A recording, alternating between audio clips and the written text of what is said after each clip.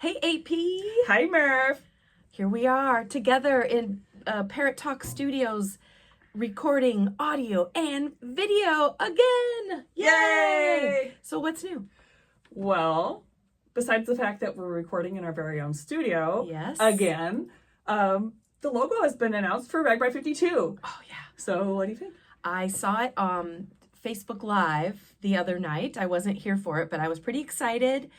The flight theme is so cool. Like, I can already envision what the jersey's going to look like. Or maybe you already have it? We do. Ooh! Yep. It's really cool, and I wonder, like probably everyone out there listening, if there are some hidden messages as to the route.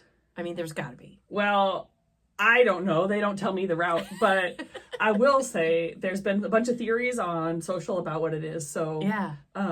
in the background of the logo, there are, if you haven't seen the logo, it is a take flight theme, sort of centered around the fact that it's RagBry 52 and we have a B-52 airplane in the logo. We're about to put out a whole behind the scenes on the logo, so stay tuned for that. But anyway, in the background, there's like a little flight path of the airplane, and people think that that is the actual route. Including me. That is a theory. I thought that, yes. Yep. The other theory would be that there's sort of a flagpole with a big flag that says RagBry, and the flagpole is noting the end town. So that's a theory. Okay. Yeah. Okay. Then an additional theory is that since it's an airplane theme, then we'll be going through different Air Force or like airplane bases or airports throughout the state. I also thought that. So that one is on the table as well. Okay. And who's to say? We'll find out in a couple months, I guess. Yeah, we'll find out in January. So Yeah. Okay. Well, okay, before we go on, do you normally wear a KB Toys name tag? No, I do not. It is Halloween or Halloween week, and so I will wear a costume every day this week. And so, as you can see, I'm a fun expert this week. Or if you have to listen if you're not watching the video. Oh yeah, podcast. your name tag says KB Toys Fun Expert, and it also has a price tag on it. So you are worth 99 cents. Okay. Yep. And don't look at it too close because my SKU number is a sensitive personal information. I never actually noticed that since I was 16. Okay. But when I was 16, I worked at KB Toys and in the Coral Ridge Mall in Coralville, which at the time was one of the biggest malls in the whole U.S. Wow. Okay. And we think maybe we actually worked at the mall at the same time. Yeah, I worked at Old Navy at the time. You worked at KB Toys. Yeah.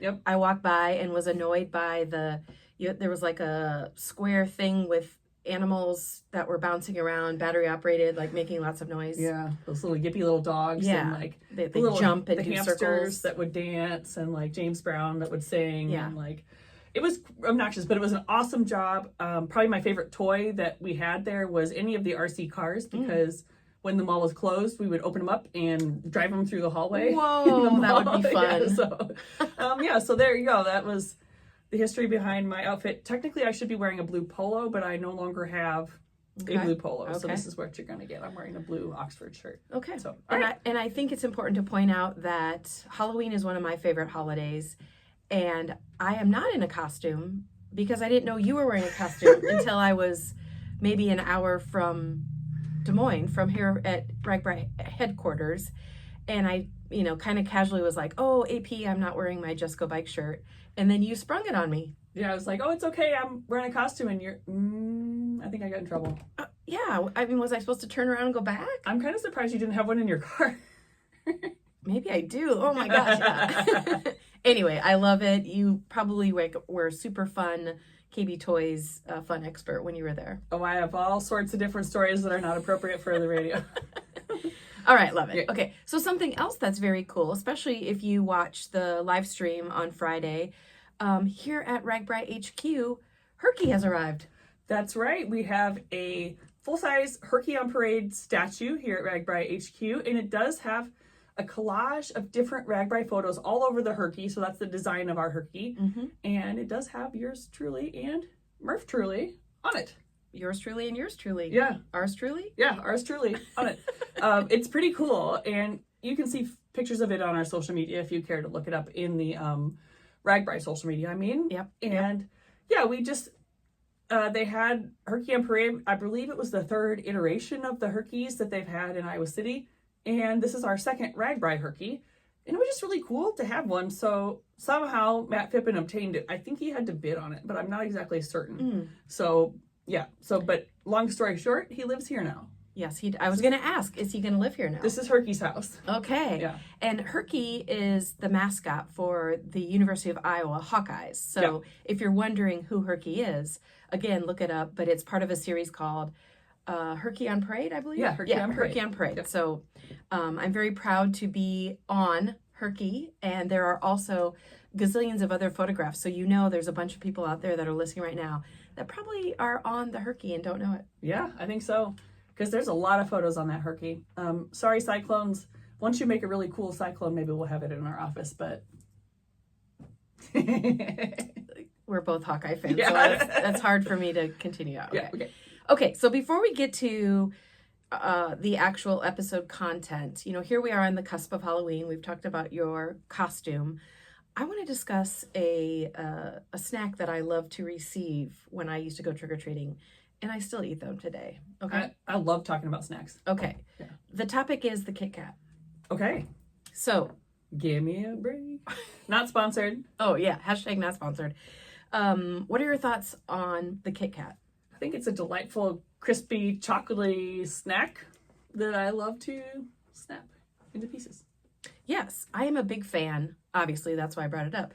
Especially when they're frozen. Ooh. And I have kind of a routine, once it's frozen, snapping them and getting that crunch factor.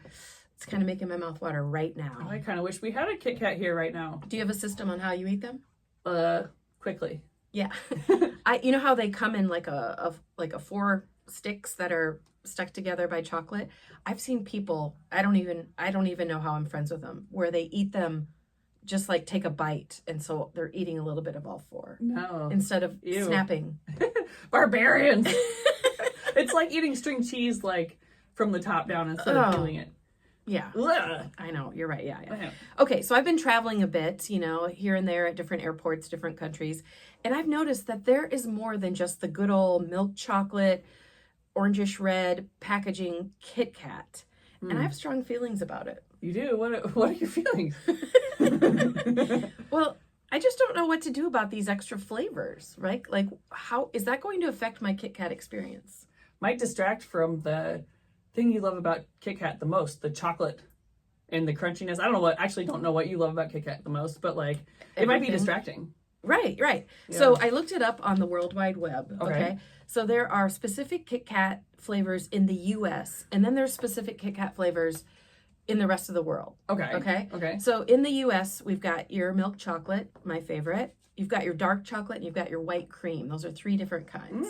Okay. I don't know that I've ever seen the dark chocolate or the white cream. Now, maybe I have in the little tiny snack packs. Oh, yeah. Mm-hmm. So then there's mint and dark together. Mm-hmm. Mint and dark chocolate. Okay. There's birthday cake, which I might want to try that on one. That. And then there's like seasonal flavors, I guess, like lemon crisp, chocolate frosted donut. Wow. Like, shouldn't I just have a piece of lemon cake or an actual donut? I mean, they kind of went the route of Oreo where they have a bazillion million flavors. Right. Yeah. I don't know. I'm uncomfortable with this. I did research a little bit in case somebody out there is wondering. The reason that there are other flavors in other countries is because at some point, Kit Kat became owned by 2 companies. So there's the Hershey portion and then the Nestle portion. And so each of the companies were like, we're going to do some new flavors. And I think a lot of Americans are like me, and they like the tried and true. Yeah. They don't want a chocolate donut Kit Kat. They want a good old milk chocolate Kit Kat. Out of all these different flavors, all this new Kit Kat technology, I just really wish that they would make one that doesn't melt in your jersey pocket. Oh. That's what this person wants. Then it would have to be like chemicals instead of chocolate. Well, M&M's did it. Yeah, you're right. Okay, you're right, yeah. So anyway, I'm traveling here, a little bit angry of the fact that I'm not wearing a costume, but that's my own deal. I stopped at Casey's before coming here to get my caffeine fix, and guess what I found? Oh my God, it is a milk chocolate mint plus dark chocolate Kit Kat. Yeah, and not only is it a mint plus dark chocolate Kit Kat, it's a king size. It's a big Kit Kat. Yeah, and so I haven't tried it yet. This is going to be my moment where I'm going to try it and make it hooked, or I might break up with Kit Kat. But okay, please don't. I figured we could try it together. Don't break up with Kit Kat right here. Take it somewhere private. Okay, so we're going to try it. I'm going to break one, and so I don't touch it. Okay. So I'll give you a section of it. Ooh, it's an interesting green on the top, like, chocolate. It looks like an Andes mint. Like, at what point are we just eating an Andes mint? Oh, you're right. It smells delicious. Okay. I'm gonna take a bite. I think it's extremely good. It's definitely Andes mint, but crunchy. Yeah, that's it right there. Yep. Okay. That's Technology. good. Wow. Okay. Well, I'm not going to eat any more right now because I don't want to crunch on the I microphone, but I will eat more later. Well, we have a whole one to eat, yeah. Okay, so we want to get into today's episode, but first, you have a newspaper sitting next to you, and I think that we should at least give 10 seconds to talk about it. Yeah. This is an Iowa newspaper whose I won't name because they're not the Des Moines Register, but they were kind enough to do an article about us, and it says 10 Iowa-produced podcasts to check out. And wouldn't you know, one of them is the Just Go Bike Podcast. Just Go Bike. It's incredible. So it's from an article about the Iowa Podcast Awards, which we won one of. And yeah, they did an article about that. So this article is going straight up into the pod studio as soon as I get a frame for it. Love it. Love it. Thank you, listeners, for getting us to this point. Yeah, thank you. Okay, today we have a special episode, and it's called a Parrot Talk. So, that's right. And here's the parrot to tell us about it. It's double special this week because it's not just me squawking at myself.